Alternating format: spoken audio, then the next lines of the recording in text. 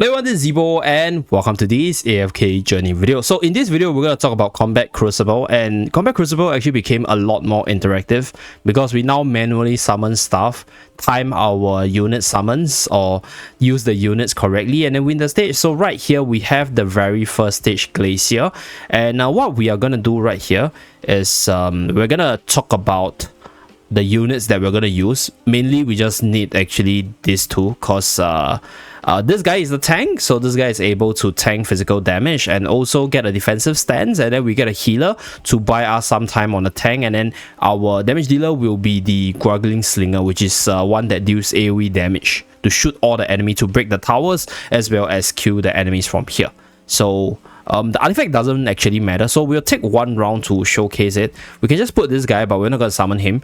So in this battle right here, we are not able to auto, so we have to manual it. We have to summon the tank to soak up damage. We're going to put in this guy here to start attacking.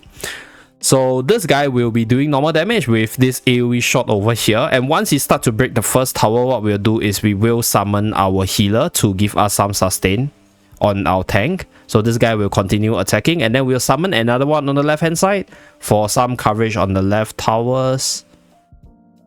Okay, and we still need, to be really honest, I think we can just summon the second archer, because if the second archer can actually kill morale, I think everything is good.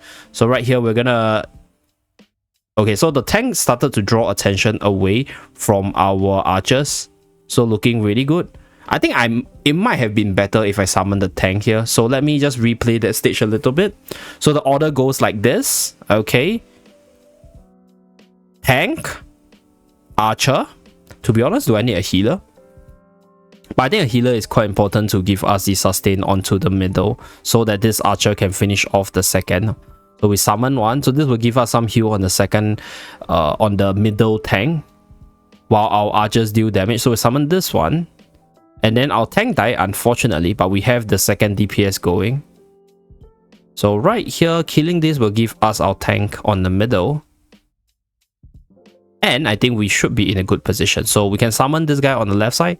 So we have the tank to draw attention on the middle with our AoE coverage on the left and right. And then AoE damage done. Okay, we're done with the range. So Lucia is not able to cross the small wall over here. And we are able to clear this glacier stage. So for jungles, let's run through the units because I haven't actually ran through the units before recording.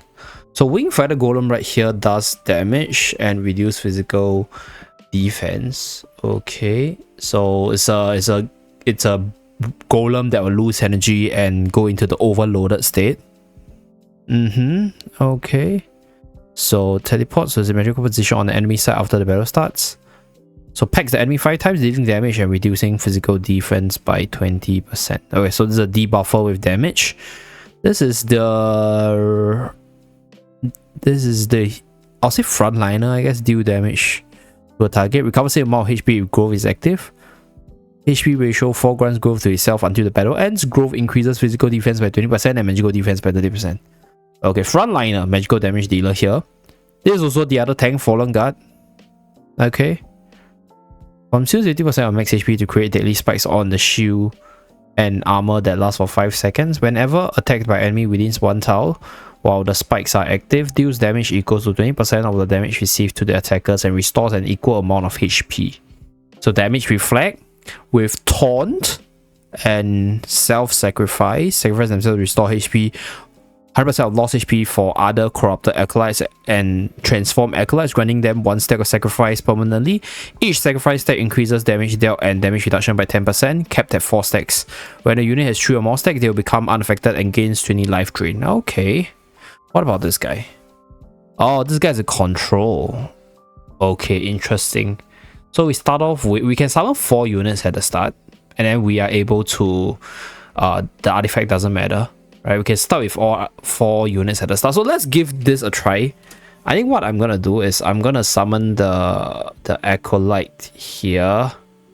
We're gonna go here. This will give us a control. Then I will do a double acolyte.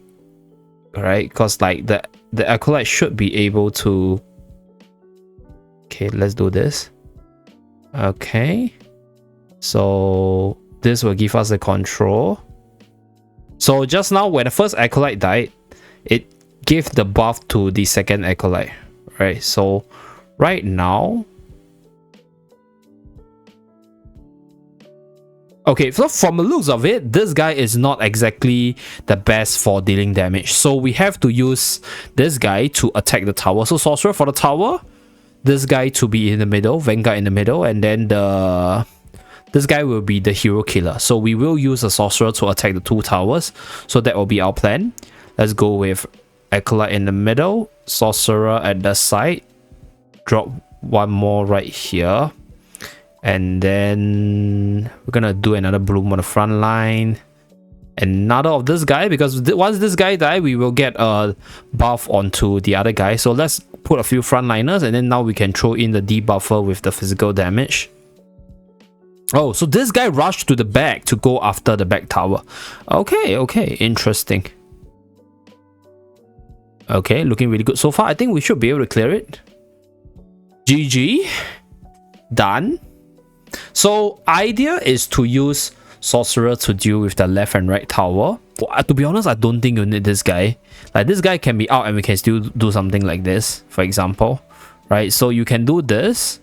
So this guy, use it as a sorcerer, summon this one, and then summon this one. So when you got 2 on the battlefield, you'll pass on the sacrifice stack. And then once you got 2 on the battlefield, what you can do is summon this guy. So this guy will charge to the back and start attacking the crystals at the back, while you have your tank on the front line drawing attention. Okay, and then you have 1 more tower at the back, send this guy to the back, and then, you know, okay, so got taunted here, but it's fine. Our sorcerers are attacking from the side, so the bloom is quite useless for this fight, as shown over here. So that's it, the second stage cleared, and that's it for this video. So thank you very much for tuning in. Stay tuned for the other 2, which I'll record separately, and I'll see you guys again in my next video. Bye guys.